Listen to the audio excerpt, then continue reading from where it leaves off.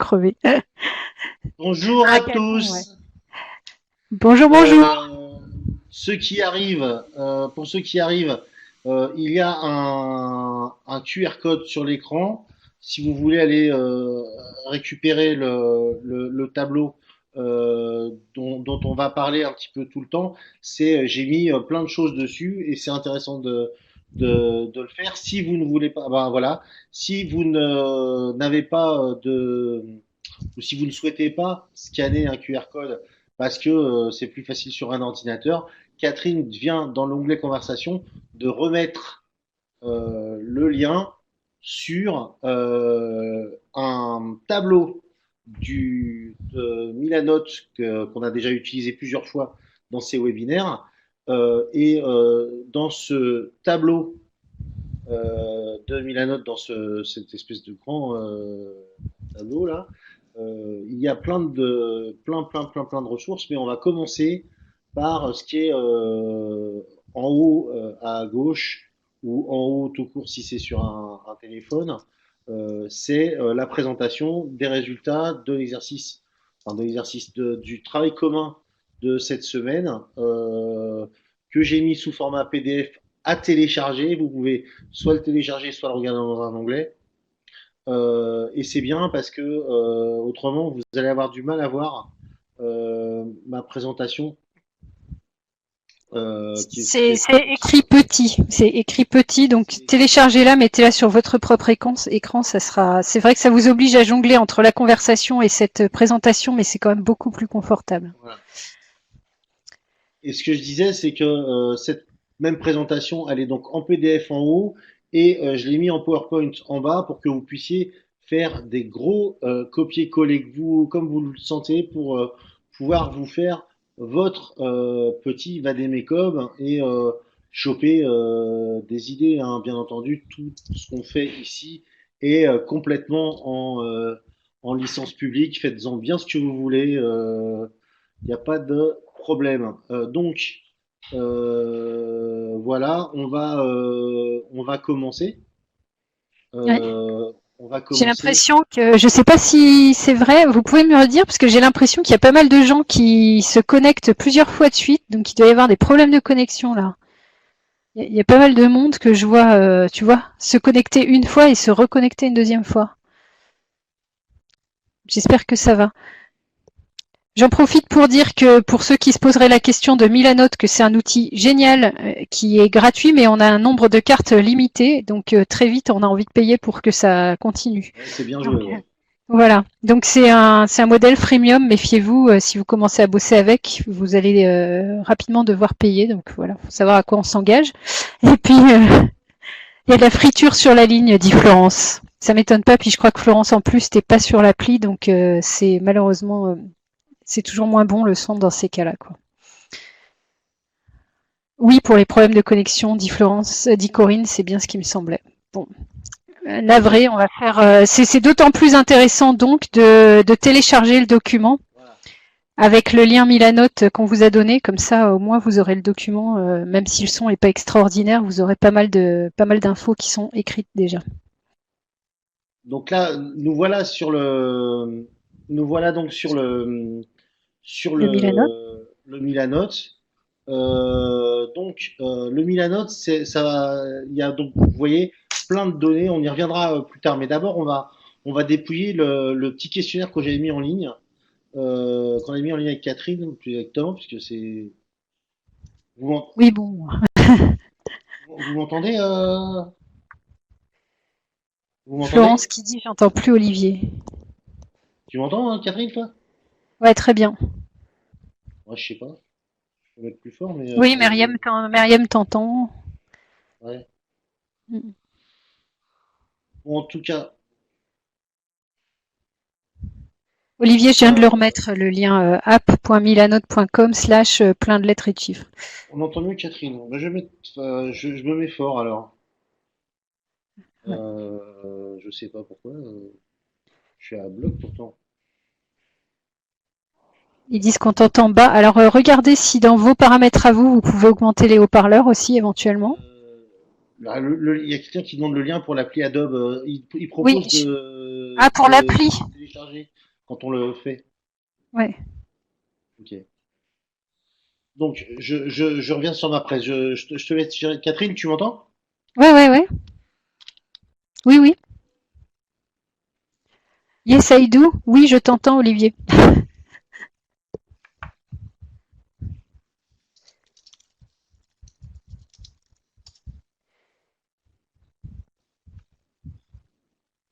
Donc ouais, en fait, quand vous cliquez sur le lien du webinaire, normalement, il vous propose soit d'ouvrir directement dans le navigateur, soit d'ouvrir via l'application. Et c'est là que vous pouvez normalement télécharger l'application.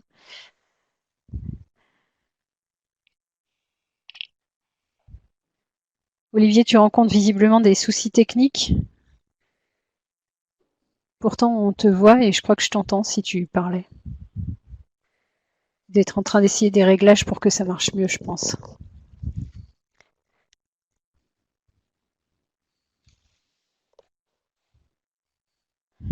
Il s'en va et il revient.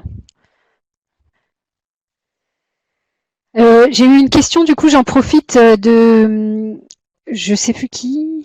Pas de problème de son ici, dit Emmanuel. Bon, j'ai eu une question sur la carte des innovateurs qu'on a lancée il y a 2-3 semaines là.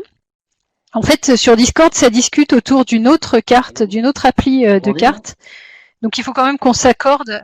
Oui, on t'entend, Olivier. Enfin, moi, je t'entends très bien. J'ai eu l'impression qu'à un moment, c'est toi qui ne nous entendais Ah, plus. j'entendais plus rien. Mais là, c'est bon là? Ouais. Ok. Oui, Bon, on arrête oui, tout. oui. On Yes. recommence. Je vous confirme. Excusez-moi. Je suis passé en 4G pur. Donc, normalement, ça marche, quoi. Il n'y a plus de problème. Ok. Je retourne partager mon écran.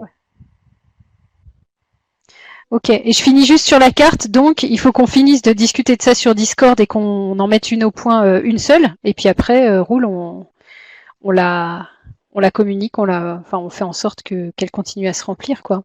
Et quand je dis on, c'est pas forcément moi. Hein, je fais partie de la discussion, mais c'est pas moi qui mène particulièrement le projet, quoi. Donc, pour ceux qui entendent pas trop Olivier, je vais essayer de transcrire un maximum de ce qu'il dit dans la discussion. Non, mais ça doit être bon quand même, non? Bon, Ouais. voilà. Le questionnaire, donc, on va dépouiller ensemble. On l'a fait comme ça. C'est-à-dire qu'on a essayé de reprendre. Vous verrez, il est présent sur le tableau, ce que vous nous avez dit la semaine dernière. Puisqu'on a eu une discussion autour de oui, comment on peut faire pour vendre l'innovation publique, etc. Et donc, on voit bien il y a deux choses différentes. C'est la vendre sans en parler, donc l'innovation publique sans le dire, et puis l'innovation publique, comment on fait pour en parler en vrai. Donc c'est comme ça un peu qu'on a construit le questionnaire qui donne une progression possible. C'est-à-dire d'un côté, l'innovation publique sans le dire, qu'est-ce qu'on peut utiliser de tout ce qu'on a pu, de tout ce dont on a pu parler et de toutes les techniques, les postures, etc. Qu'on voit depuis 10 ou 12 semaines là, pour commencer à créer de l'intérêt. Et puis ensuite, quand il s'agit de parler d'innovation et de proposer de l'innovation publique dans une collectivité ou chez un acteur public, on propose une espèce de progression. D'abord, se poser la question du quel type de sujet est propice à son utilisation, où est-ce que c'est mieux de faire de l'innovation publique, où est-ce que ça va mieux marcher, où est-ce que le bénéfice va être le plus intéressant. Ensuite, quelles sont les conditions à réunir pour minimiser le risque de se rater complètement. Et là, on introduit un peu à la va comme je te pousse des notions très intéressantes qui sont les notions de l'effectuation, mais on va y revenir. Troisièmement, qu'est-ce qu'on met dans une note d'intention qui propose d'utiliser l'innovation publique. Et donc là, on dit est-ce qu'on met ça, est-ce qu'on met pas ça, voilà, on verrait ça tout de suite. Et derrière, et si c'était pas une note, quel autre format ça pourrait prendre. Donc voilà, ça donne un petit peu l'idée qu'on se fait des choses. Hein. C'est-à-dire que on exclut pratiquement l'idée de dire qu'on parle d'innovation publique si on n'a pas un sujet à proposer en face, quoi. Parce que c'est un peu aller au casse-pipe. Enfin, sauf si la personne est extrêmement réceptive, vous avez peu de chance. Donc on va commencer la présentation une fois qu'on aura fait le tour des questions. Voilà. Est-ce que ça va bien? Oui. Ben, on y va. Emmanuel dit oui. Sylvie et Delphine, oui. Bon, C'est sympa, on y merci beaucoup. va.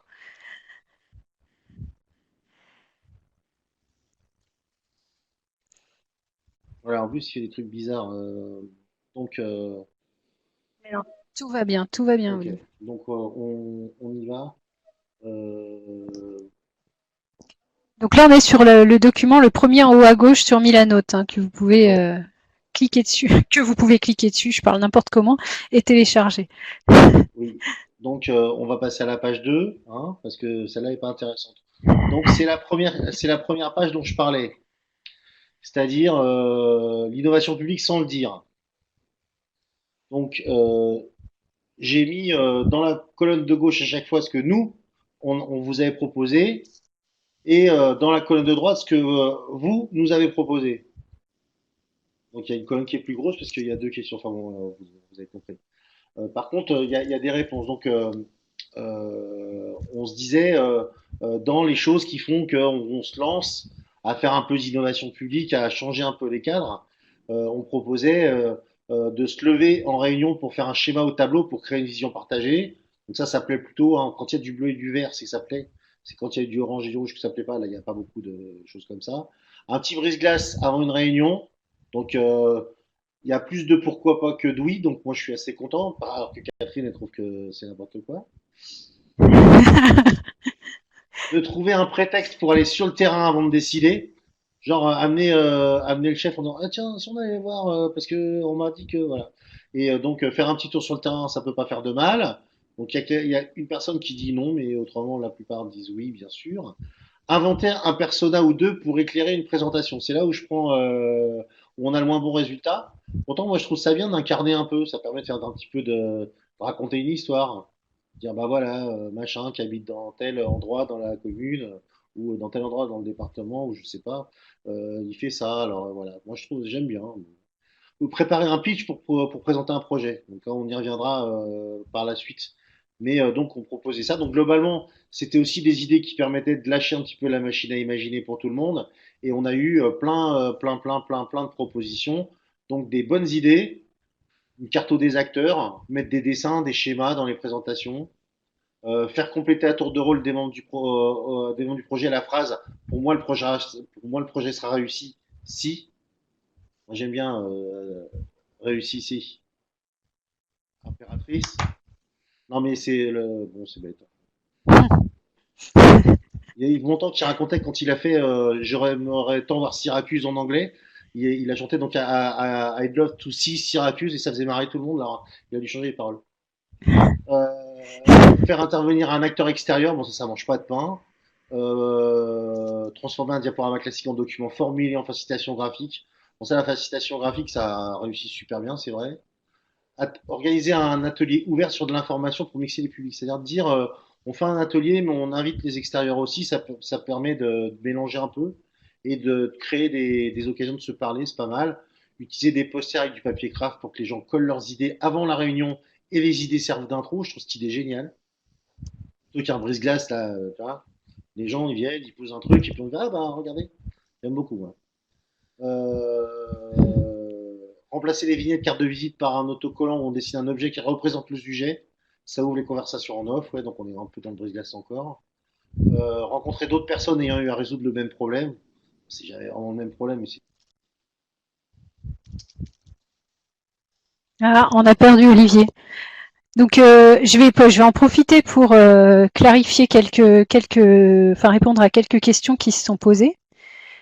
Alors vous avez Emmanuel qui dit le pitch c'est pas encore clair pour moi. Faudrait que tu nous dises un petit peu pourquoi, Emmanuel. Et peut-être qu'on pourra revenir sur des manières de pitcher.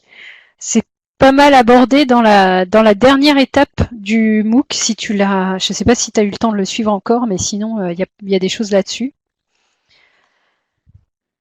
Donc tu vas me dire. Nat qui nous dit les personas, c'est ce qui était encore le moins clair pour moi. En fait, les personas, ça sert à, au lieu de parler de l'usager ou des usagers potentiels en termes abstraits et chacun se fait à sa représentation de qui pourrait utiliser le service, tu réfléchis à qui sont tes usagers types ou tes usagers extrême et tu crées des personnes qui ressemblent à ça et tu leur inventes une vie, un visage, un profil et tu dis voilà, tu fais ce qu'on appelle des personas à la place de parler d'un usager abstrait. Tu dis bah voilà, mon persona, elle s'appelle, je sais pas, Marie. Elle a 26 ans, elle attend son premier enfant et puis bah pendant son congé maternité, elle fréquente plus la bibliothèque. Enfin, je dis n'importe quoi, tu vois, mais bref, tu racontes sa vie un peu.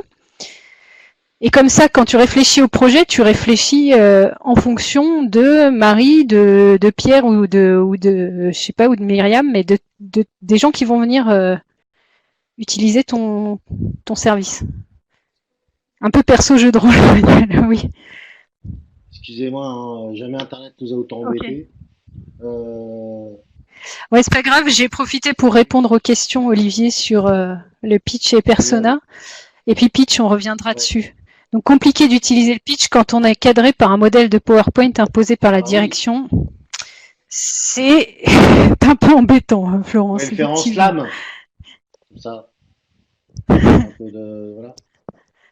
Des parcours d'usagers, moi ça revient à l'idée des personas en fait. Proposer une session en échange, retour d'expérience avec un outil type Klaxoon, enfin ouais. On peut toujours aussi profiter, en tout cas, de la soif de technologie des gens et de découverte des technologies pour en profiter. Mais faut bien maîtriser le truc parce que autrement on prend un risque. Donc là on voit le speedbot pour écrire une fiche de poste. Il paraît que c'était pas si facile que ça. Elle est dans l'autre colonne aussi.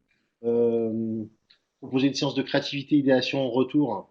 Ça, c'est chaud, comme ça, à blanc. Pourquoi pas. Demander de décider son idée pour que tout le monde comprenne concrètement la vision. Ça, c'est super intéressant de demander à quelqu'un un schéma. Ça, je suis assez d'accord. Enfin, en tout cas, vous voyez, il y a un certain nombre de bonnes idées et puis des mauvaises. Alors donc, bien entendu, ça se lâche. Il y a quelqu'un qui dénonce Territoria. Je ne sais pas pourquoi, mais je trouve le geste technique assez moche. Une mauvaise idée, c'est une conférence de territorial sur l'innovation publique. Je ne sais pas qui sont ces gens, mais enfin, voilà, je prendrai mal. Alors, un World Café, des élus qui parlent aux élus, donc ça c'est, voilà, oh, pourquoi pas? Ça peut être bien, enfin ça dépend, il faut qu'ils soient capables d'écouter. C'est aussi intéressant d'entendre des pairs, hein, mais il faut peut-être mixer un peu.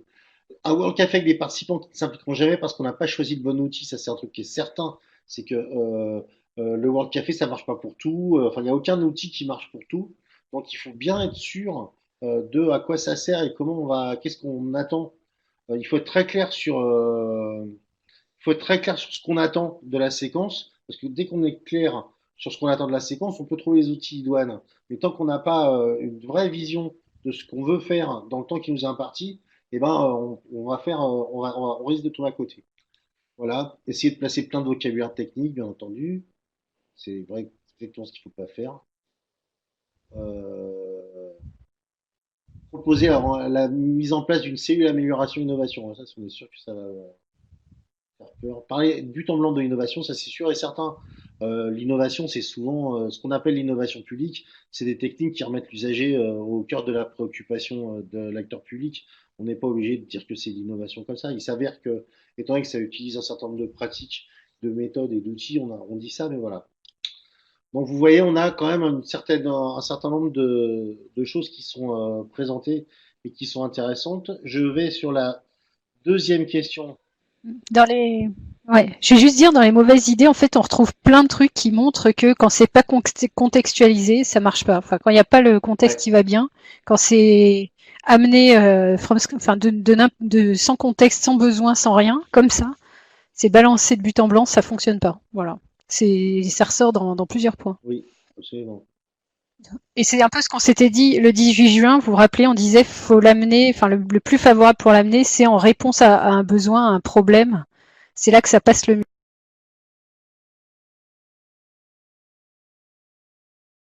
mieux. C'est une excellente transition. Plus difficile est de trouver le bon outil, nous dit Isabelle, Ouais, bah ouais, ça met un peu de temps. Enfin, c'est un métier qui, en même temps. qui s'y est frotté pas mal, je pense déjà, donc on peut la croire, Isabelle.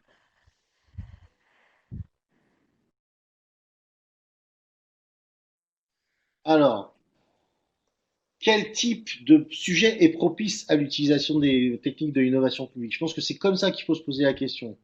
Euh, vous savez, je vous vous souvenez peut-être pas parce que c'était pendant la semaine 1, dans l'étape 1, pardon, mais je dis bien, il y a, tout n'est pas propice à l'utilisation de l'innovation publique. Notamment si c'est juste compliqué de le faire, eh ben ça sert à rien d'aller chercher des trucs, voilà. Compliqué, c'est juste du travail. Il suffit juste de découper en choses simples, puis c'est faisable. C'est quand ça, on va toucher au complexe. Alors, c'est ce que je racontais un petit peu. Dès qu'il y a un peu de question de désirabilité en fait. Et donc c'est ça. Mais alors plus précisément, quand on descend au-delà de quand il y a de la désirabilité qui joue, qu'est-ce qu'il y a?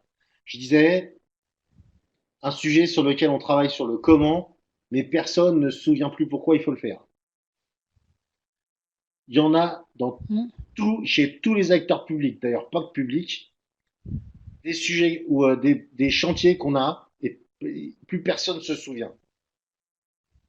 Et ben là, c'est toujours intéressant parce que on va se retrouver à aller chercher le sens de tout ça et trouver pourquoi, pourquoi on le fait en fait. Et une fois qu'on saura de nouveau T'as pourquoi on un le fait, exemple on concret? pourra le Ouais, faire voilà. correctement. On ne le fera pas bien. Bon, j'ai plein d'exemples. Ouais, mais enfin, moi, un des exemples qui me fait, qui m'a, enfin, j'avais écrit sur mon blog là-dessus parce que il y a eu un débat autour d'un deuxième stade dans ma ville à Nantes. En fait, c'était pas sur un deuxième stade, c'est sur remplacer le stade de la Beaujoire de foot donc, parce que c'est ce que voulait le président du club de foot, et puis se rentrer dans un truc et un projet. Et donc il y a eu un débat public, y compris avec la Commission nationale du débat public, mais c'était sur comment on fait pour ça, et comment on organise les choses et tout. Et les gens ils disaient non, non, mais pourquoi on fait les trucs? Et puis à la fin, enfin à la fin on a toujours la Beaujoire et c'est resté parce que la question a été prise par le mauvais bout du truc, quoi. Il fallait d'abord se poser la question du pourquoi. Et souvent, ça règle bien des choses. C'est quoi le sens? Et voilà. Et des projets qui merdouillent depuis des années, des serpents de mer, parce que on ne sait plus pourquoi il faut les faire. C'est toujours intéressant de se dire, tiens, bah, on va le traiter avec l'œil du ébahi du novice, et on verra ce que ça donne. Un sujet sur lequel le mécontentement gronde. C'est plus touchy, mais c'est bien de le faire en fait, comme ça. Alors sur le premier, les gens ont trouvé que c'était pas une bonne idée, un sujet sur on sait plus pourquoi. Mais alors que là, c'est un peu mieux, mais il y a encore beaucoup de pourquoi pas, hein. Vous voyez, pourquoi pas, c'est le vert. Euh, je dois vous dire un truc. C'est pas les trois opposants dans une rue qui sont un problème ou des choses comme ça. Mais en fait, il y a une des règles dans le design, c'est que les gens il gère assez bien l'inconfort. L'inconfort, en fait, il passe outre. Donc, quand il commence à gueuler vraiment, mais je parle des gens normaux, tout ça, enfin, quand ça commence vraiment à faire beaucoup de monde, c'est qu'il y a vraiment un sujet, quoi, et que ça vaut vraiment le coup de le traiter, et ça vaut le coup de le traiter avec eux. Je vous le dis, c'est une vraie règle générale. Vous vous souvenez le nombre d'années où, pour les plus anciens d'entre vous, où vous avez conduit avec une ceinture de sécurité qui vous entaillait l'épaule? Et ils ont mis 20 ans à trouver un bloc machin pour que ça fasse plus mal. On s'habitue à l'inconfort. Donc si ça gueule, c'est qu'il y a vraiment quelque chose à faire. Un sujet qui change d'échelle et pour lequel il faut se réinventer. Exemple, faire face à la canicule au-dessus de la Loire. Ça, maintenant, comment on fait pour qu'on n'ait pas chaud l'été? Par exemple, ce que quand à Paris, la mission résilience dit il faut enlever l'asphalte dans les cours d'école pour que ça respire. Bon, bah ça se fait pas. Enfin, il faut être un peu créatif pour avoir ce type de pratique et de réfléchir comme ça. Mais il y a plein de sujets sur lesquels il y a des changements d'échelle subis et où ça mériterait effectivement faire qu'on travaille en mode innovation. Je pense par exemple euh, sur les départements aux mineurs non accompagnés où ça s'est multiplié par 40 ou 50 en 10 ans. Bon, bah, la façon dont on le traitait il y a 10 ans, ça, c'est peut-être plus la bonne façon. Il y a déjà eu 2 ou 3 fois des ateliers là-dessus dans les universités d'été du CNFPT, c'est pas pour rien. Et bien entendu, un sujet pour lequel on a besoin d'expérience usagée, ça c'était pour voir si Et tout le monde suivait, bravo, bien tu peux entendu, dire bravo, tout sans le monde a discussion. retenu quand même. Voilà. Et alors, oui, tout le monde a retenu. Oui, il y a un mauvais élève. Il y en a un, je sais pas qui c'est parce qu'il est anonyme celui-là, mais celui-là, il faudrait que je lui parle quand même. Bon, voilà.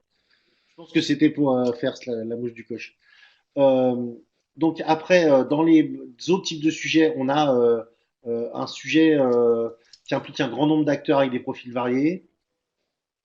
Quand on ne peut pas se louper à simplifier un processus, la gestion des risques majeurs. Moi, je suis carrément d'accord avec ça. Personne ne sera d'accord avec ça, mais pourtant, c'est un très bon sujet. J'expliquais à Catherine l'autre fois que l'armée américaine utilise le design. Ils redesignent les batailles, quoi. Depuis qu'ils sont plus confrontés à la guérilla qu'à des mouvements de troupes normales, ils ont fait appel à des designers. C'est un truc de dingue. Donc, on peut, et là, il y a un risque majeur, en fait, c'est la mort là, des gens. Donc, oui, oui. Donc, moi, je suis complètement d'accord.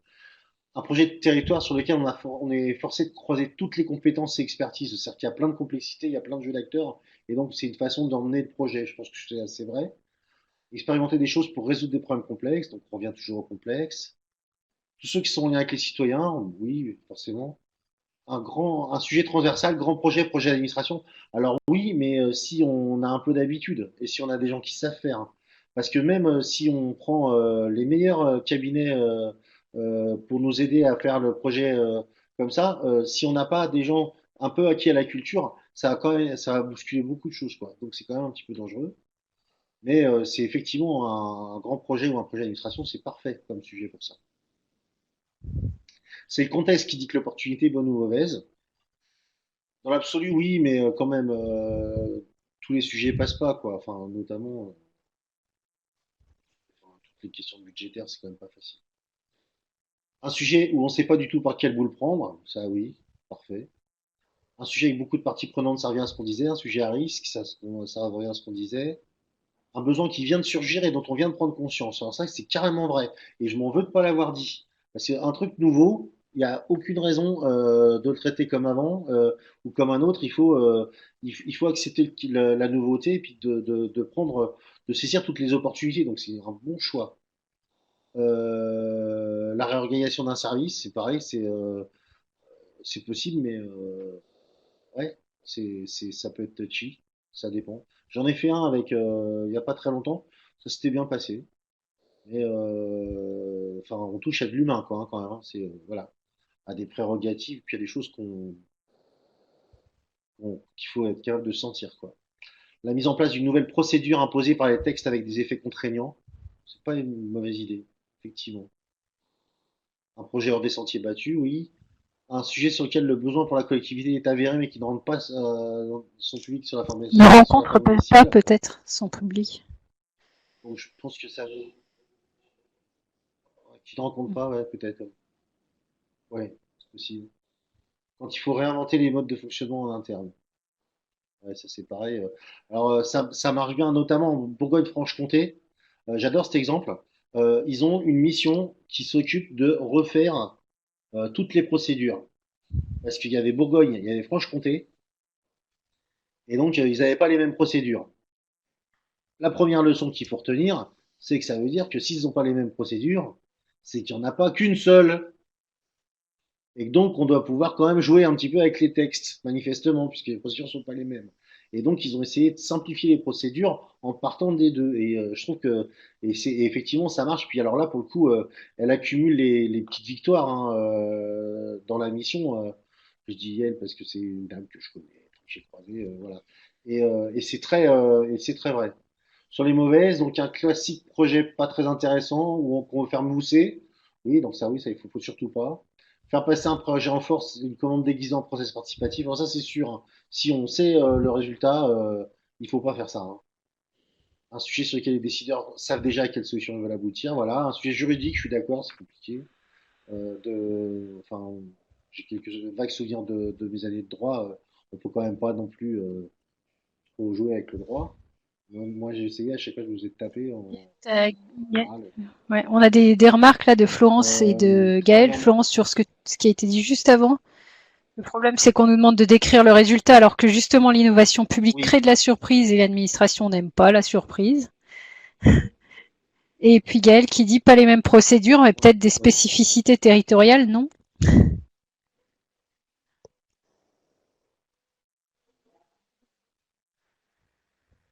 Non, ben, tu vois, Gaël, c'était donc il y avait comment on mène, je sais pas, comment on contractualise sur la formation professionnelle en Bourgogne, comment on contractualise sur la formation professionnelle en Franche-Comté. Ils se sont mis ensemble, ils ont vu qu'ils faisaient pas exactement pareil et puis qu'il y avait des trucs, des délais, et donc ils ont essayé de sécuriser ça juridiquement, d'une part, mais d'arriver à faire en sorte que ce soit le plus fluide possible, le plus simple, avec en plus la question qu'il y avait, il y a du télétravail. Un peu plus qu'avant, quoi. Même beaucoup plus. Et c'était pas les mêmes procédures, enfin, de fait. Alors, il y avait toujours les mêmes passages obligés, mais entre les deux, il se rajoutait des trucs, parce que souvent dans les procédures, on rajoute des trucs au fur et à Mmh, mesure. Je dis ça dans mon TED. exact. Et Emmanuel qui fait remarquer que pour le droit, la mise en œuvre demande quand même parfois de l'imagination et de l'innovation pour pouvoir s'en sortir. Ouais, mais c'est pas forcément de l'intelligence collective.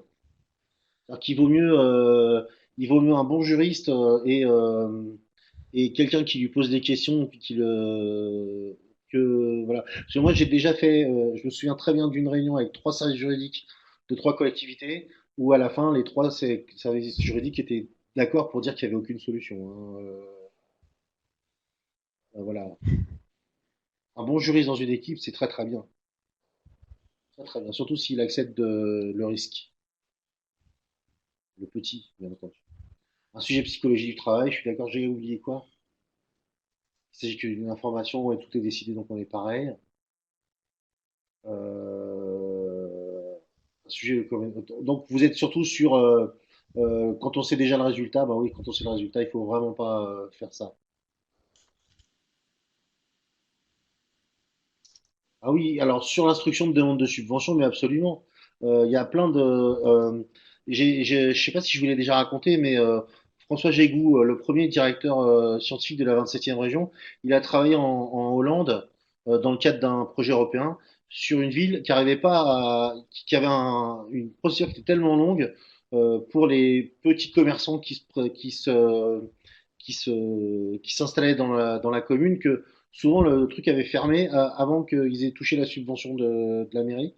Et il a travaillé sur la procédure et à la fin, il a réussi à trouver une solution complètement différente qui faisait qu'ils ont épuré en très peu de temps le stock de dossiers, tout simplement parce qu'en fait, ils faisaient des entretiens collectifs alors qu'ils étaient tous dans la même salle, les prétendants les pétitionnaires, comme on dit. Et il les suivait un par un, enfin, il faisait des suivis collectifs, quoi. Ça marchait très bien. Donc oui, oui, sur une démarche administrative, absolument. Moi, je fais ça souvent d'ailleurs. La réorganisation de la structure de décision, ah oui, ça, ils ont pas très envie. Choisir combien de toilettes il faut pour un lab d'innovation publique. Donc ça, j'ai mis LOL, hein, parce que je pense que c'est une blague. Voilà. Mais donc, en tout cas, une fois de plus, c'est de très bonne qualité. Et il y a beaucoup de choses qui sont très intéressantes. Et même des trucs auxquels j'avais pas pensé. Et je suis un peu Au contraire, j'aime pas ça. Olivier, Voilà. tu devrais être content. Eh ben oui, Oui, en fait, j'aime on a ça. une communauté Oui. d'enfer de l'innovation publique, ils ont des super idées, c'est Après, top. celle. Ouais.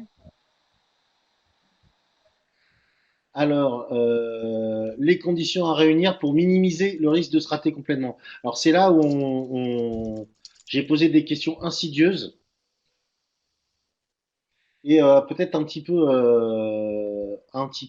comment dire, euh, contre-intuitives dans les résultats. En tout cas, sur les premières, manifestement, il y a, et je suis bien content parce que ça prouve que c'est intéressant d'en parler. Faut-il partir des objectifs pour trouver les moyens nécessaires ou constater ce dont on dispose pour se donner un horizon atteignable? Donc vous êtes plus sur enfin on part des objectifs ou moite-moite. Euh, Franchement, enfin, euh, partons des moyens, quoi. Qu'est-ce qu'on a à disposition, qu'est-ce qu'on peut glaner facilement, parce que c'est souvent comme ça qu'on peut, dans la perspective de faire adhérer à un projet d'innovation publique, quelqu'un qui ne veut pas, hein, je ne dis pas après. Après, on peut se donner des ambitions un peu plus larges, mais quand on commence, trouver un sujet où il n'y a pas forcément besoin de moyens, c'est quand même une bonne solution. Euh, Encore une fois, les moyens, c'est pas forcément que de l'argent ou du temps, ça peut être plein d'autres trucs. Ça peut être de la possibilité de parler avec les gens. Enfin, il y a plein de critères autour de ça. Mais en tout cas, c'est sûr que dans l'effectuation, on dit partons de ce qu'on est, partons de ce qu'on sait, et puis on verra bien. Et c'est plus comme ça qu'on se construit. Donc, je voulais quand même apporter cette petite nuance. C'est encore plus vrai sur la deuxième, où là on voit bien que faut-il construire le projet en fonction du bénéfice attendu ou au contraire prendre en compte le risque acceptable. Et là on voit bien qu'on est quand même plus vers le bénéfice attendu. Et alors là pour le coup je serais assez catégorique. Il faut faire en fonction du risque. C'est de quoi enfin quand on commence, hein, après on peut il y a les bénéfices attendus, mais euh, qu'est-ce qu'on risque? Je reprends l'exemple des MNA. En moyenne, ça coûte, c'est des budgets qui se comptent en millions alors que ça se comptait en dizaines de milliers, voire en centaines de milliers d'euros pour la plupart des départements. Ils risquent rien à mettre sur un département d'1,5 million habitants, on va être sur des budgets à 27, 28, 30 millions. Bon, bah, qu'est-ce qu'ils risquent à mettre une petite équipe à travailler, à faire du jus de crâne? Rien, il n'y a aucun risque. Le risque est complètement acceptable. Il n'y a pas d'autre danger en termes d'ego. Il n'y a pas d'autre danger en termes de voilà. Donc ça vaut le coup de le faire quoi. Le risque n'existe pas. Et là, dans ces cas-là, c'est quand même beaucoup plus facile. Donc moi, j'attire votre attention sur cette idée importante du risque acceptable, qui est vraiment celle sur laquelle souvent se bâtissent les entreprises. Faut-il raisonner en fonction de son point de vue d'acteur public ou rechercher un environnement partenarial favorable, quitte à modifier le projet? Bon, là, pour le coup, vous êtes plus sur vers quoi je voulais aller. Euh, Silberzan, qui est un prof d'innovation de l'école de management de Lyon, il dit un projet entrepreneurial, puisqu'il s'agit quand même de questions du privé, c'est un projet entrepreneurial, c'est pas un puzzle, c'est un patchwork fou, c'est un patchwork qui part dans tous les sens et on prend quand on a des partenaires, on s'appuie sur eux pour continuer à avancer. Et il dit aussi, il dit aussi que il faut adopter l'état d'esprit du limonadier, c'est-à-dire que bah, si on vous envoie des citrons, bah, faites de la limonade quoi. Prenez ce qu'on vous donne pour arriver à avancer en termes de moyens et en termes de partenariat. Donc il y a vraiment cette idée qui est très forte. Et faut-il tenter de bannir les incertitudes du projet ou au contraire les accueillir comme des opportunités nouvelles? Si jamais les incertitudes ça rend fou, il faut pas faire quoi. Parce qu'il y a risque, donc risque, il y a incertitude, même si toutes les méthodes dont on parle ont vocation à justement à réduire les risques et à réduire les incertitudes, il y en a toujours. Et ça peut être des leviers incroyables pour faire des choses nouvelles. Donc il faut essayer de se mettre dans cette posture d'idée. Là, c'est plus culturel qu'autre chose. Mais voilà, donc c'est des éléments que je voulais vraiment poser parce que quand on va aller parler d'innovation publique, il faut avoir présent ça, enfin, ce genre de choses présentes à l'esprit. Ça fait partie du challenge. On va pas prendre de risques et on va faire en fonction des gens qui sont là parce que c'est comme ça qu'on va y arriver. On va pas changer les acteurs, on va faire avec eux, etc., etc. Donc voilà, c'était quelques apports. Alors après, il y a plein de propositions qui sont intéressantes pour des conditions favorables à un projet. Donc une DG hésitante et un projet à faible enjeu pour leurs égaux. Alors j'ai pas dit le mot, ça a été dit là, mais c'est vrai que s'il y a personne qui risque d'être mis en cause, si ça peut faire de tort à personne, ben faut y aller quoi, hein. C'est beaucoup plus facile que si on se retrouve des choses où des gens se retrouvent mis en difficulté. Dans le cadre d'un changement de personne, d'une crise financière, oui. Donc quelqu'un qui dit les formations prodiguées jusqu'à aujourd'hui permettent aux collaborateurs en charge des compétences territoriales d'utiliser des outils informatiques facilitant la mise en œuvre ou la communication de leurs projets innovants. L'architecture du système informatique actuel est un atout. En fait, c'est vrai que maintenant, on a quand même cette possibilité de faire du travail collaboratif de façon plus intéressante. Après, il faut quand même ajouter des couches d'ingénierie pédagogique pour arriver à s'en servir. Mais c'est vrai qu'il y a une vraie opportunité parce que maintenant, les moyens numériques nous permettent de faire des choses qu'on ne pouvait pas faire et rendre accessibles des techniques qui n'étaient pas jusque-là. Ne pas s'acharner à poser sa méthode, même si elle semble plus participative, quand c'est pas mûr, pas la peine de forcer. Moi, je suis assez d'accord avec cette façon de dire. Et puis surtout, tel qu'il y a le dit autrement en dessous, c'est-à-dire si on ne peut pas passer par la porte, eh ben, passons par la fenêtre. Moi, je suis complètement raccord avec, avec cette façon de voir. Une bonne préparation, oui. Considérer toutes les parties prenantes à un même niveau de participation. Alors, je suis pas sûr de bien comprendre parce que des fois, c'est plus ou moins important la participation, mais en tout cas, les considérer toutes les parties prenantes à un même niveau, ça, je suis d'accord, hein. C'est-à-dire, tout le monde est important. Et voilà. Avoir eu l'assurance de la part du décideur que le droit à l'erreur était possible, oui, bien sûr. Réunir une équipe aux compétences diverses, ouais, mais ça, c'est après. Enfin, on peut dire qu'on a les compétences avant, mais c'est après que ça a été accepté. Un groupe bien mixé, pas trop catégorisé, donc des managers, les techniciens, ouais. Alors moi, je me suis retrouvé dans un groupe où une fois, je travaillais pour une direction de la culture où j'avais fait un groupe de la direction où il y avait tous les niveaux hiérarchiques, mais aucun dans le même service. Ce qui fait qu'il n'y avait pas d'enjeu il n'y avait pas de hiérarchie entre les gens techniquement, et donc le truc était libre. Donc si on peut éviter effectivement d'avoir trois niveaux hiérarchiques d'un même service ou d'une même direction dans une salle, c'est pas plus mal. Jalonner les étapes du projet par des objets intermédiaires de conception. Ouais, moi je suis assez d'accord. C'est bien si on peut faire c'est l'idée du minimum viable de choses comme ça qui sont intéressantes. Avoir quelques acolytes prêts à faire un pas de côté avec vous. Bah, ça, c'est le concept du réseau, hein. Nous, on avait notre réunion de réseau régionale avant-hier. On était 30 ou 35. Ça s'échange dans tous les sens. Ça se file des coups de main, c'est vrai que c'est sûr. Euh, les situations de crise, donc on revient à ce qu'on disait avant. Un soutien et une implication du commanditaire et de la sphère décisionnelle. Ouais, bah, c'est ce qu'on va chercher là, donc oui. Avoir des chiffres nationaux qui permettent de contextualiser le projet, plus des acteurs intéressés. Je sais pas, ça doit être sur un cas précis, parce que les chiffres nationaux, il n'y en a pas tout le temps. Avoir des novices complets, bah, ça, moi, je trouve ça super. Un changement d'exécutif, ça peut... non mais oui, c'est vrai, quelqu'un qui arrive, qui sait rien. Un changement d'exécutif, c'est l'occasion d'essayer. Bah alors allez-y les gars, hein. C'est maintenant, hein. Enfin, d'ici septembre en tout cas. Donc c'est l'occasion. Je crois que je viens de voir quelqu'un qui a un changement, qui vient de se remettre dans le webinaire, qui vient de connaître un changement d'exécutif assez spectaculaire dans une ville du sud de Nantes. Et donc oui, par exemple, là c'est l'occasion. Des conditions qui plombent à coup sur un projet, pas de moyens, pas de temps, légitimité du chef de projet douteuse. Ça, c'est vrai que c'est intéressant, il faut que la personne soit claire. Absence de volonté de certaines directions non affichées. Ouais, bon, ça, oui, les jeux d'acteurs, quoi.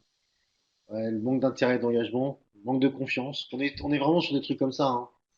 Le manque de recul, avoir une ligne de conduite imposée, une simple consultation des parties prenantes, où on revient à l'idée d'avant. Forcer à participer à une session, oui, ça c'est sûr que vous allez voir, on va faire de la créativité, ça va être super, ça marche pas très très bien. Enfin, ou alors faut savoir les amener. Voilà, c'est pas facile. Refus de prise de risque, bien sûr. Refus que les propositions innovantes viennent du bas. Bah, il suffit de faire en sorte, j'ai l'impression que c'est eux qui ont eu une idée. Je crois que quelqu'un l'a marqué après d'ailleurs. Le temps que ça demande, les conflits d'intérêts personnels. Ouais, bah oui, il y a beaucoup d'ego là, hein, on est beaucoup sur ces questions-là. C'est vrai. Voilà, c'est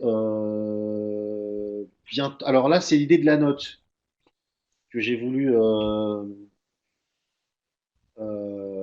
mettre. Alors je disais, qu'est-ce qu'il faut mettre dans une note d'intention qui propose d'utiliser l'innovation publique?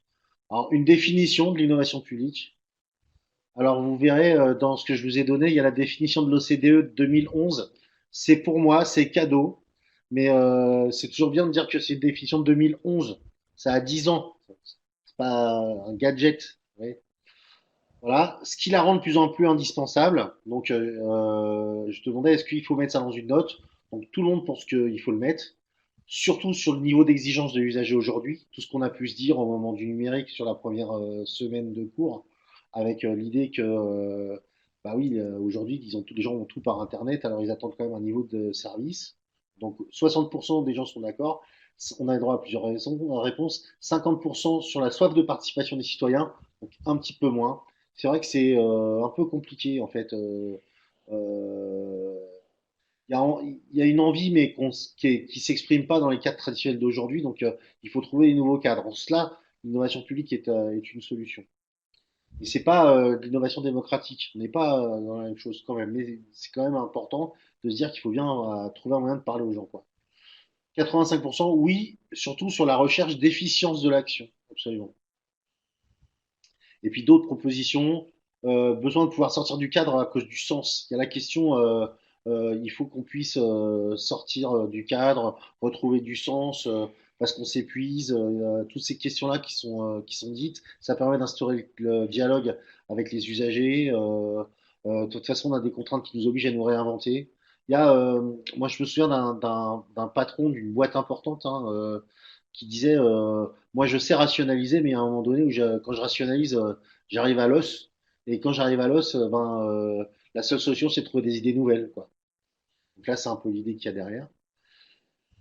Qu'est-ce qu'il faut mettre dans une note d'intention? Le sujet qui pourrait faire l'objet d'une expérimentation. Donc là, globalement, c'est plutôt oui. Hein. Il n'y a qu'une personne qui a dit que non à ce stade. Il faut d'abord acculturer et je sortirai le projet ensuite. Et ben, je suis d'accord. Il faut pas. Enfin, on a besoin qu'il y ait un sujet. S'il n'y a pas de sujet, c'est trop éthéré. On va arriver dans un truc qui parlera pas à un manager. Donc, le plus simplement, 47% sous une forme innovante, des logigrammes, de la visualisation, des choses comme ça. Donc oui, des trucs qui mêlent le fond et la forme, avec des exemples de réussite sur des sujets proches si on peut les trouver. Importance de rassurer les partenaires et commanditaires, m'a-t-on rajouté. Donc il y a cette idée qu'en même temps qu'on fait cette note sur l'innovation publique, il faut en parler autour de soi. C'est pas bête, loin s'en faut. Une estimation des coûts tant RH que financiers et une visualisation des effets escomptés. Donc, excusez-moi, Catherine m'a dit, franchement, oui, c'est une note, il y a des choses comme ça dans une note. Non, mais ça m'a fait marrer aussi, Oui, Olive. j'ai trouvé ça drôle. Voilà. Donc, oui, d'accord.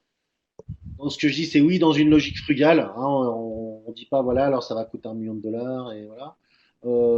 Mais en restant quand même, enfin, en restant vague, en disant, on sait pas, on sait pas vraiment où on va. On va le faire de la façon la plus frugale possible, mais on sait pas vraiment où on va. Sur une première expérience. Hein. Après, on peut décider de se mettre sur des choses plus lourdes. Oui, quelqu'un dit oui si on parle pas d'impact et si on parle pas d'argent, les décideurs ils diront même pas. Et dire ce qu'on va faire et faire comme on a dit, c'est-à-dire vraiment prendre un exemple, prendre un engagement de ce côté-là. Et vous voyez autre chose. Alors il y a marqué le besoin d'intelligence collective en interne, l'envie des agents. Ouais, pourquoi pas. La bonne humeur, bien entendu. Euh, Capitaliser sur les bienfaits pour les agents. Donc, le côté RH est mis souvent en avant.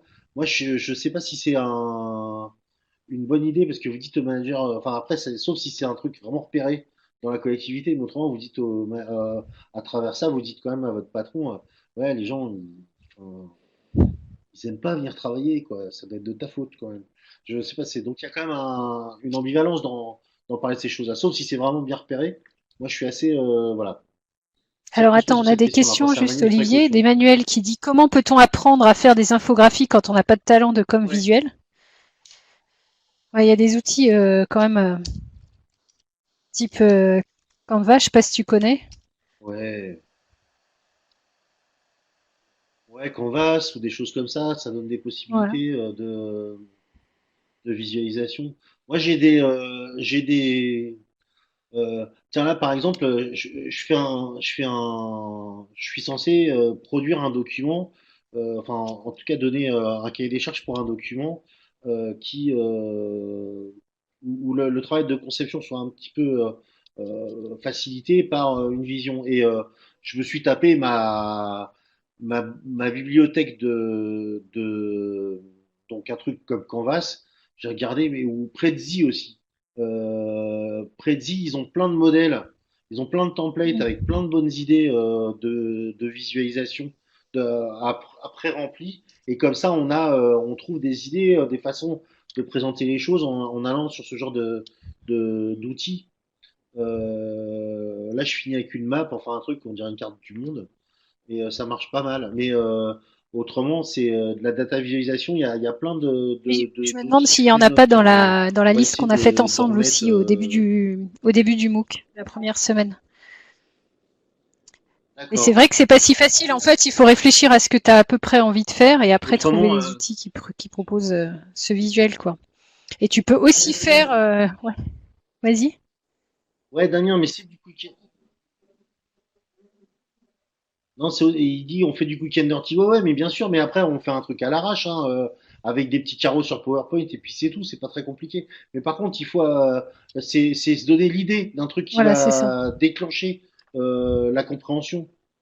Comment, comment on va arriver à ce que l'infographie, la présentation, elle rende tout de suite compréhensible les choses.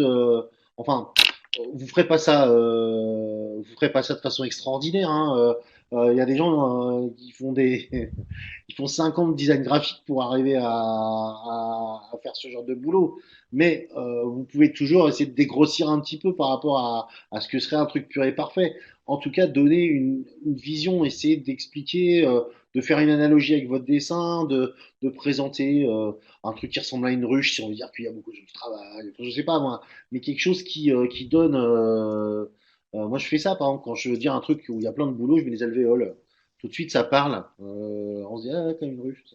Et donc, il y a cette idée de reprendre des idées qu'on va choper, qu'on va glaner ici ou là, et de les représenter plus ou moins bien, mais pour donner à comprendre. Donner à comprendre. Des fois, on se lance dans des idées qui marchent pas du tout aussi. Enfin, Voilà. ça peut arriver. Et Mais c'est Cécile c'est qui nous souvent dit, bien. j'ai testé une note de cadrage tout en schéma et j'ai eu la commande. Bravo. Oui, et puis il y a aussi Sylvie qui nous dit attention à la Ouais. confidentialité. Donc c'est vrai, avec les outils freemium, des fois tout est public. Donc faut bien choisir ces outils ou alors tu regardes comment ils font visuellement dans les outils Oui. freemium, puis tu essayes de reproduire ça avec un outil qui est chez toi, qui est en local. Voilà. Et on a Gaël qui dit qu'on peut progresser et faire du dessin 15 minutes par jour et qu'après on est meilleur. Alors après, il y avait quand même aussi une question qui va intéresser tout le monde de Gaël qui dit sur le désir de participatif, je suis de plus en plus dubitatif, je serais assez preneur d'un groupe de travail sur la question de l'abstention. On en parlait justement, Olivier. Ouais, ouais. Oui, alors, bah, oui, j'en parlais avec Catherine parce que moi, c'est un sujet qui me préoccupe parce que je m'occupe beaucoup de participation aussi. Et notamment, là, je suis sur un projet de votation citoyenne et je dis les gens n'ont pas voté pour les municipales, alors notre projet de votation citoyenne, bonjour, quoi. Et ouais, il y a un truc autour du participatif en fait, qui est posé, qui est de se dire les gens, ils ont envie de choses concrètes, des, des choses qui sont, qui repartent d'eux, quoi. Et, ce qu'on fait, c'est qu'on en reparle tout à l'heure, mais dans les articles de blog de mon blog que j'ai mis sur le Milanote, il y a un article qui s'appelle du ROI citoyen sur le retour sur investissement citoyen qui parle, qui se dit quand on demande à quelqu'un de participer, il faut qu'il s'y retrouve. C'est quoi qui va faire qu'il va trouver ça bien? Alors je dis toujours, alors le président de l'association de quartier, lui, rien que de venir, ça lui va parce que il va pouvoir prendre le micro, faire son intervention, et quand il fera son assemblée générale, il dira au mec du quartier, putain, vous voyez ce que je leur ai mis, c'est bon, lui, il est content. Il est très bas son retour sur investissement, enfin son ressenti de retour sur investissement. Par contre, quelqu'un qui se tape une réunion où on lui parle pendant 2 heures, où la parole est donnée à la salle 5 minutes, etc., bon, il n'appelle pas ça de la participation. Alors que si on lui demande son avis direct, franche, tout ça. Puis après, qu'on lui dit, bon, on a pris en considération votre avis comme ça, comme ça, comme ça, il va peut-être avoir plus envie de participer. Enfin, donc oui, la participation, c'est un sujet, c'est un sujet qui est compliqué parce que en même temps, les gens ils pensent que on est payé, enfin que les élus ils sont payés pour faire des trucs et donc c'est leur job quoi. Quand tu poses une question aux citoyens, il faut que ça Bah a un justement, alors, intérêt d'avoir le point de vue du ouais. citoyen. Gaël, il fait part C'est de un son débat que j'ai. expérience en disant chez moi, après 2 ans de travail terrain pour créer une liste avec un programme co-construit, 8 000 votants pour 27 000 inscrits. Et il a ajouté après, attends, faut que j'arrive à rescroller. Résultat, le candidat du représentatif pur jus a gagné avec 3 800 voix, alors qu'ils ont bossé avec 4 000 habitants. Un programme totalement calé sur les besoins de la population. Ouais, mais bon, par ailleurs, enfin, j'ai fait un article sur mon blog là-dessus. Les gens, ils ont pas la tête à voter, hein. Enfin, c'est une catastrophe d'un point de vue démocratique ces élections. Il fallait pas faire le premier tour et puis le deuxième, même là, c'est tôt. Enfin bon, je comprends les contingences matérielles, mais tout le monde est en train de se dire, attends, mais comment je passe l'été, moi, comment ça va se passer pour le boulot? Et les enfants, ils vont aller où? Et comment ça, et là, et on me dit, oui, alors, je voulais vous parler non, voilà, on n'est pas dans c'était pas dans le tempo, quoi. Enfin, c'est vraiment le contexte de la crise a rendu cette élection très complexe. C'est clair. Et Cécile Et je dit la comprends qu'il y a crainte des est de boules, ne pas avoir hein. les moyens de suivre, c'est le débat post-Covid. Voilà. Ok. Ouais, carrément. Voilà. Donc, qu'est-ce qui doit pas y être? Donc, les mots à la con. Je suis content, vous avez retenu ça. Éviter les mots à la con. Une méthodologie spécifique d'innovation, donc je suis complètement d'accord. En fait, il y a cette idée que ouais, il faut enlever le côté magique. Moi, je dis toujours, c'est de l'artisanat. On fait des trucs d'artisan là. On avance, on bosse, on fait des trucs quoi. Il n'y a aucune magie dans tout ça. Mais je suis content hein, sur les mots à la con. Vous avez retenu qu'il fallait éviter parce qu'on est mort. Et la dernière. Et alors là, ressort.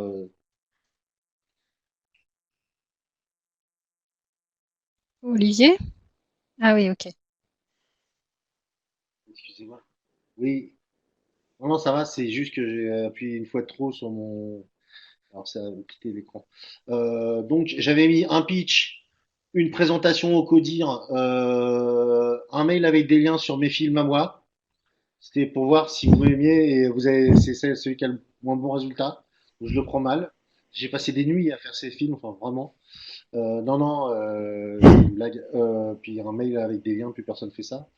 Une visite apprenante qui marche très bien auprès de vous. Donc on en parlait avec Catherine, je vais vous dire quelques trucs.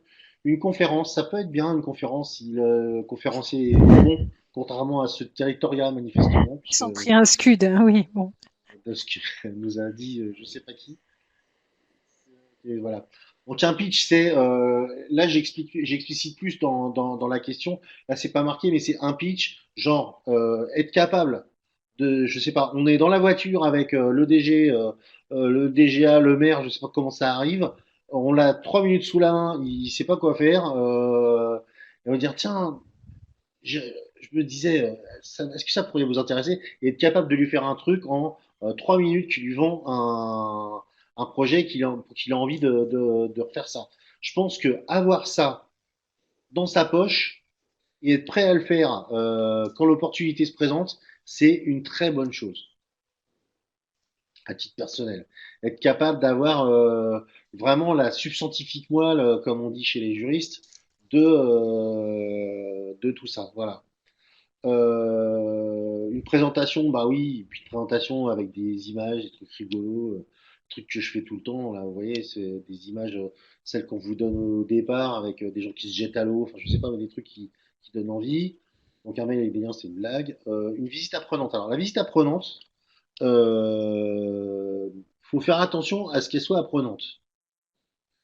Parce qu'en général, on fait un truc où il n'y a pas 5 minutes pour se poser et, et en fait on n'apprend rien. Alors on a la vague impression qu'il s'est passé un truc, mais le soir, on n'est pas trop capable de dire ce qu'on y a fait, quoi, ce qu'on a retenu. C'est un peu long, une visite apprenante. Il faut prévoir des interstices, il faut prévoir de l'informel, il faut prévoir aussi du réflexif, être capable de faire en sorte que on fasse part chacun à chaud de ce qu'on a ressenti, etc. Je disais, moi j'ai fait une visite apprenante en Estrémadure avec la 27e région en 2011, un truc comme ça. Ça a duré 3 jours. On a eu vraiment le temps de parler entre nous. On avait des ateliers pour faire le point, etc. Et là, pour le coup, j'ai appris des trucs. Mais autrement, j'ai fait des visites au pas de charge où on nous présente que les trucs bien et pas les trucs qui marchent pas.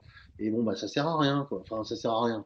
C'est bien, mais c'est pas, on n'en a pas pour. C'est surtout qu'on passe un bon Enfin, moment c'est pas et qu'on déclencheur, n'apprend quoi. pas forcément des masses, quoi. On sort content, c'est Oui, voilà. ouais, voilà. Donc autrement, d'autres idées. Donc euh, il faut pas parler d'innovation. Voilà. Quelqu'un qui nous donne une masterclass sur l'IFOR, donc qui est l'Institut de développement durable du ministère. Un reportage micro-trottoir, c'est-à-dire, ça c'est une bonne idée ça. Aller choper trois personnes, les enregistrer, puis le montrer au DGS en disant, hey, regarde, c'est pas mal. Je connais un maire qui fait ça. C'est-à-dire que quand il y a un nouveau projet, il appelle trois personnes dans la ville qu'il connaît, genre un président de club de sport, un prof et un commerçant, et il leur demande ce qu'ils en pensent. Et il fait son avis après avoir fait ça. Je trouve ça très intéressant. Un pitch test avec un ou deux décideurs, donc bon, ça refait un peu ce que je disais. L'enseignement de la permaculture partout. Je comprends l'idée, oui, oui. Mais oui, enfin, il faut être capable d'organiser l'autoproduction. Oui. Donc oui, pourquoi pas. Euh, sections créatives directement sans dire qu'on fait de l'innovation publique dans un premier temps, oui. Ainsi, vers petite touche, le recours à des outils, donc ça revient à ce qu'on disait au début. Voilà, un jeu, pourquoi pas.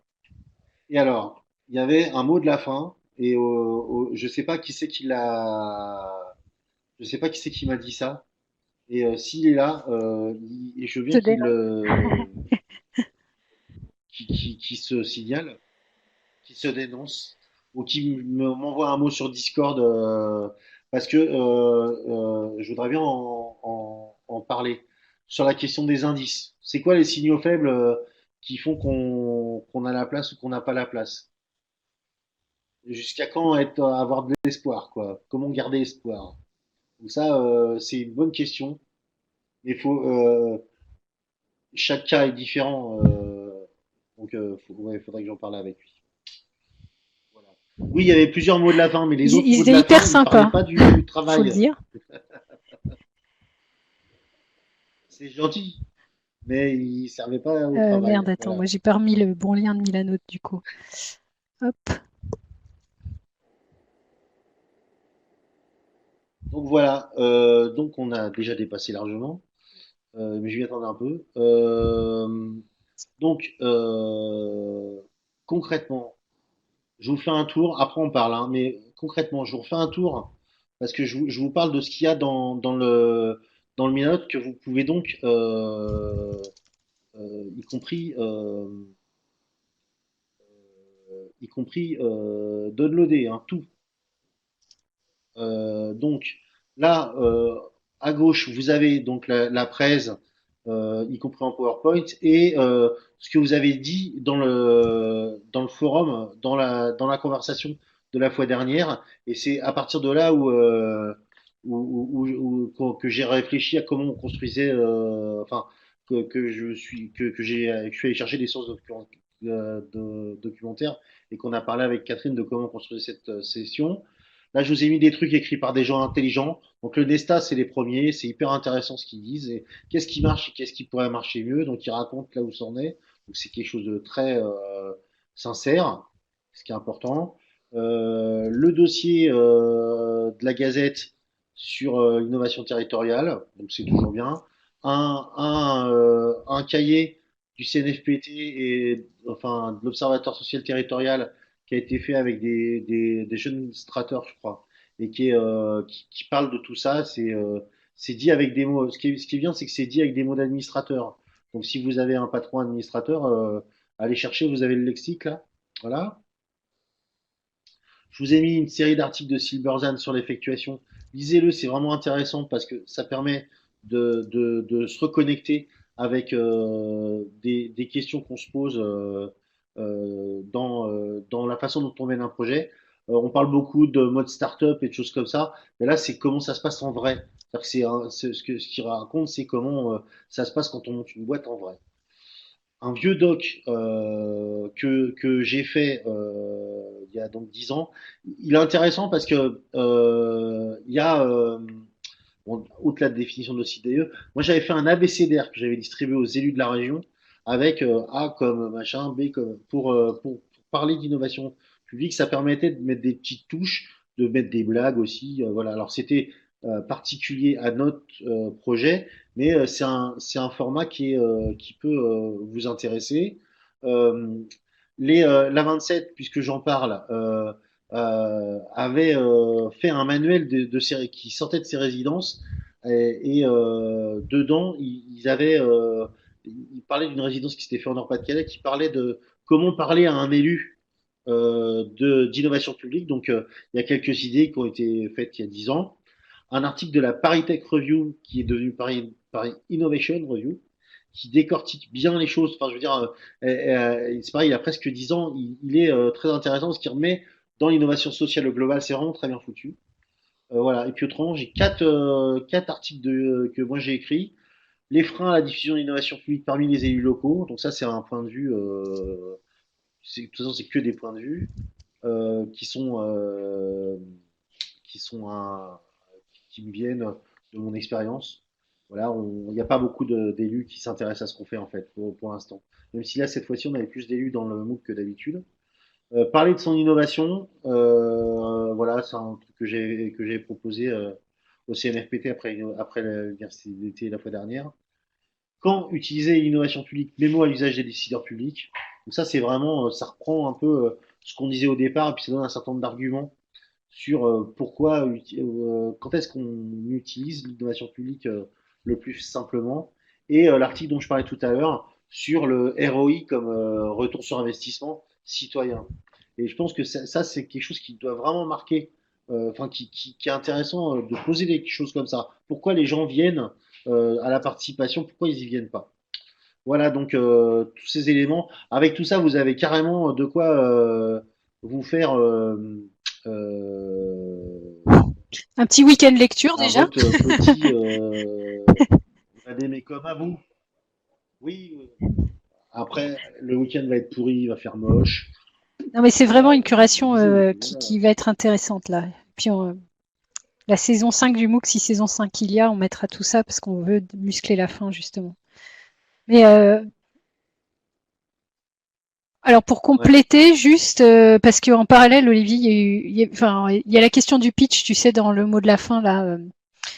Et donc je disais, si vous voulez voir des exemples de pitch, vous pouvez aller Oui, voir le site oui. Ma thèse en 180 secondes. C'est des chercheurs qui sont des gens pas forcément hyper doués en communication, mais ils bossent beaucoup sur leur communication pour ce concours-là. Ils sont bien préparés. Et du coup, vous pouvez voir plein d'exemples de pitch de sujets qui sont pas forcément glamour à la base et qui sont super bien présentés et rendus accessibles. L'analogie avec nos projets d'innovation publique fonctionne pas mal.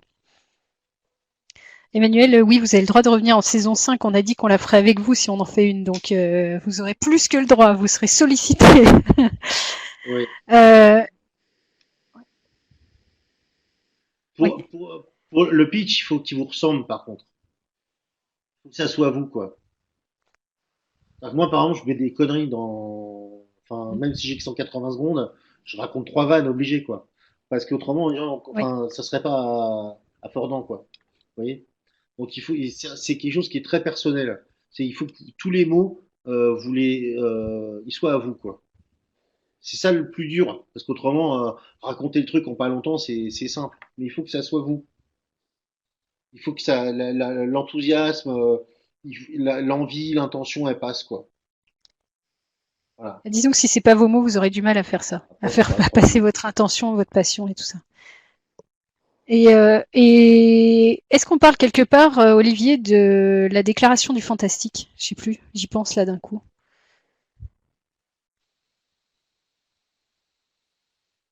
Euh, Eh bien, je me on l'a pas demande, on l'a mis dans on l'a mis des nulle part, présentiels, mais si est-ce je m'en qu'on en souviens a plus. parlé? J'en suis pas sûre. Dans le Milanote, ouais. Non, c'est un outil qui est vraiment intéressant. Je vous le mettrai alors, mais c'est un, c'est un outil qui est, oui, je vais le mettre là, ouais.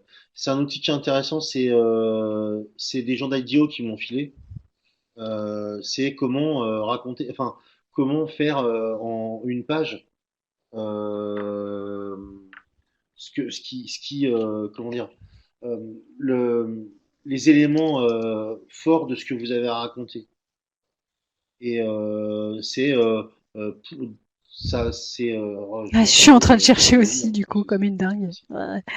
Où est-ce qu'on l'a? Parce qu'on l'a utilisé en fait en présentiel, j'en suis sûre, mais après, dans le MOOC, je suis pas certaine qu'on l'a remis, ce qui est une erreur.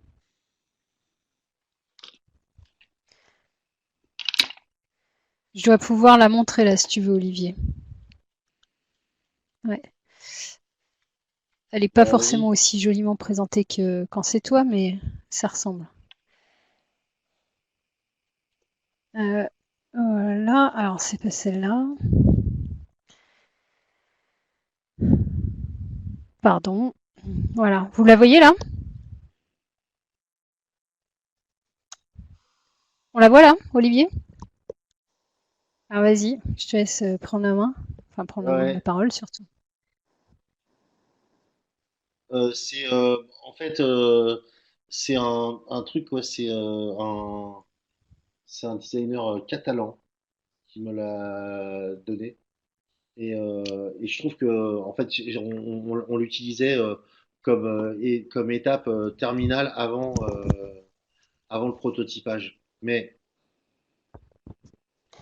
c'est un outil quand on doit pitcher un résultat, hein, pas pitcher un projet. Un truc qu'on n'a pas commencé, mais quand on doit pitcher un résultat qui est vraiment passionnant parce que il dit bien et il faut arriver à construire la même chose sur présenter son projet. Mais là, en quatre phrases, on dit tout d'un projet. Pour quels sont les utilisateurs qui ont besoin de besoins principaux, donc on se base sur des besoins qu'on a pu révéler dans un travail qui a été réalisé. Mon projet, donc on lui donne son nom. Est-ce que c'est aussi enfin, c'est un peu de marketing, quoi. C'est catégorie de produits, services, offres, intention, enfin ça peut être tout et n'importe quoi. Donc on donne les caractéristiques et les fonctionnalités principales, et à la différence de l'existant, ma solution, et c'est là où on parle de l'aspect différenciant. Donc là, on a un résumé complet de tout en pas très longtemps. Mais effectivement, c'est plus pour une fin de Bah ça projet, dépend. Moi, quoi, je trouve pour que tu peux parler présenter une démarche avec ça aussi. Tu vois? Pour telle équipe qui a besoin de faire je sais pas quoi, mon projet de consultation des citoyens, tu vois, enfin d'observation citoyenne plutôt, ou d'observation des usagers, c'est d'aller sur la place de la mairie tel jour. Enfin, je dis n'importe quoi, mais tu vois, tu peux aussi présenter toute démarche de cette Ah ouais, manière-là, d'accord. quoi. Dès lors qu'il y a un besoin quelque part et que tu as une idée. Bon, je l'ai mis en tout Mais cas en fait, moi je trouve que c'est bien parce que ça oblige à réfléchir voilà. à la valeur ajoutée de ce que tu as envie de faire, quel que soit son degré d'aboutissement, par rapport à un besoin que tu as identifié. Et donc déjà, ça t'oblige à clarifier, est-ce que tu as vraiment un besoin, est-ce que tu sais pour qui tu fais ça, est-ce que ça a une valeur ajoutée ou pas, est-ce que tu as regardé un peu ce qui se passe autour. Enfin, rien que le remplir, c'est déjà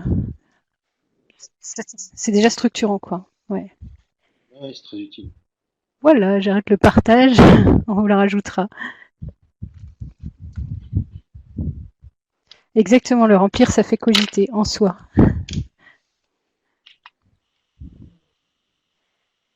Ouais. Donc voilà le point de vue. Donc là, on vous a rempli la besace un peu plus que encore que d'habitude. Je vous recommande mon, mon abécédaire, hein, j'en suis très très fier. 10 ans après, je l'ai relu, je fais ouais, ça va.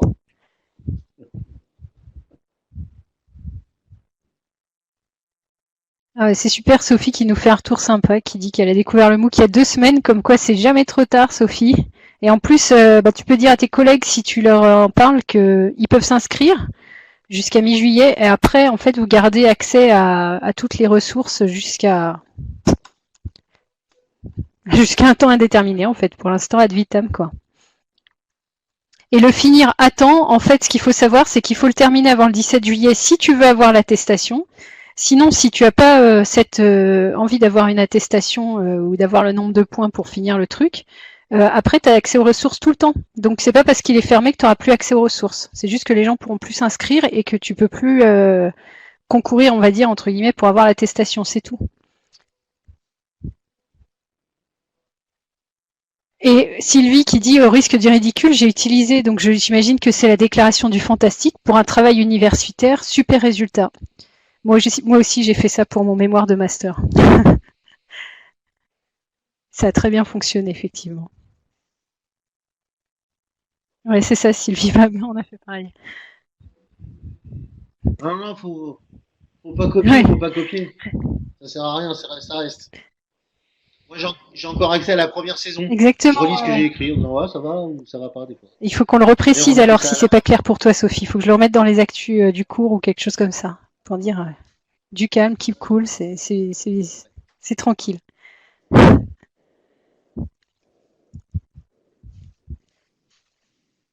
Et Florence qui nous redit merci pour cette bouffée d'oxygène en cette période de confinement. C'est vrai qu'on a vécu un confinement exceptionnel ensemble. Alors oui, Sylvie qui me dit Sophie, il faut que je te précise qu'on a un espace, on va dire collaboratif, euh, un peu joyeux et fourmillant, qui est sur Discord.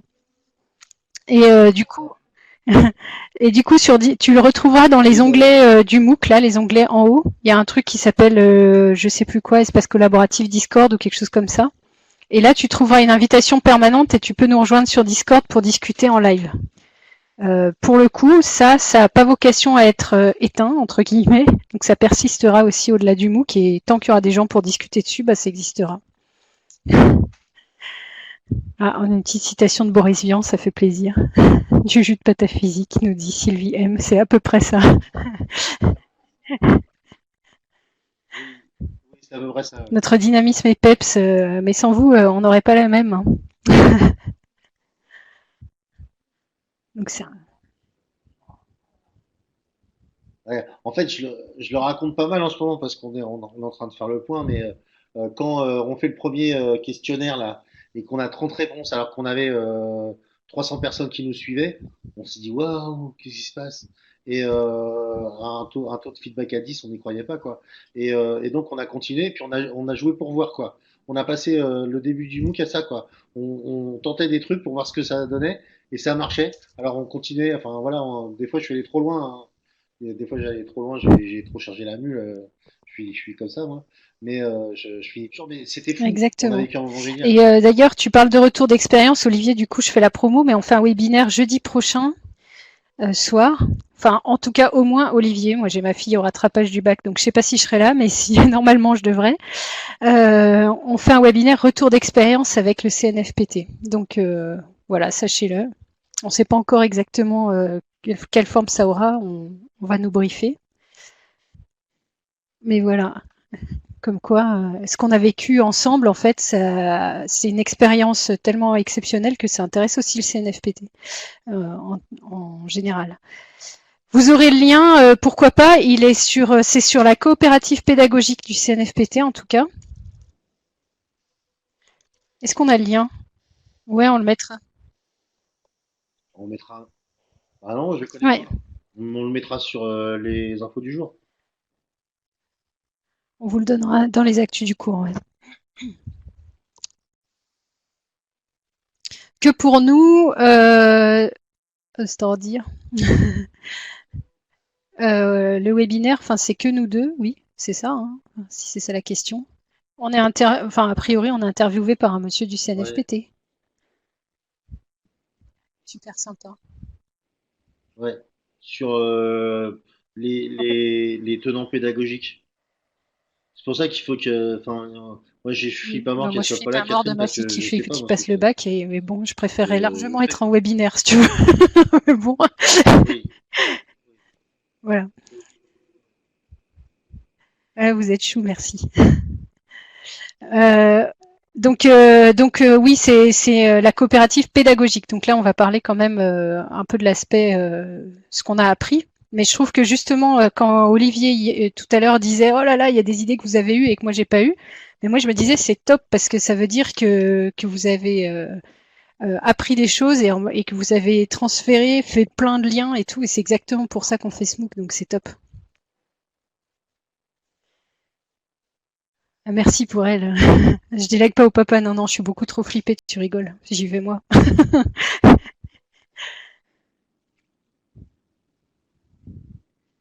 C'est jamais très raisonnable, hein, de Oh bah proposer si, si, il serait tout au à père fait de viable, mais s'occuper c'est des juste que enfants. je Enfin, c'est survivrai pas, ça, je pense. dans ton pictole. Ok. D'accord. Ouais. Ah, voilà. Bon, écoutez, Ben merci ben, beaucoup c'est encore à fini, vous. hein. Voilà.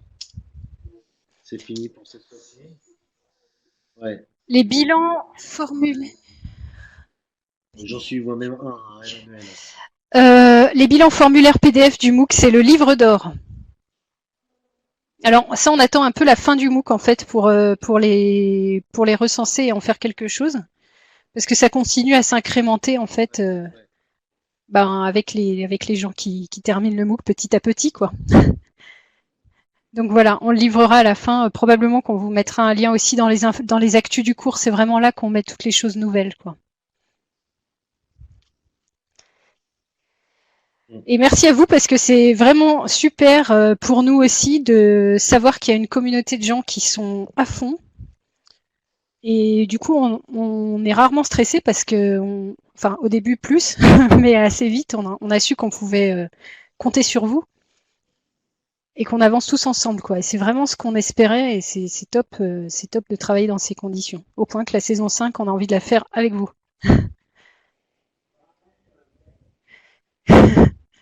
Fais-moi un mail, Gaël. Bah, Emmanuel, tu vas te reposer un petit peu, même si ça va te manquer. Il y a encore Discord. Le virus est vraiment l'allié de l'innovation territoriale. Je sais pas quoi faire de cette remarque en fait.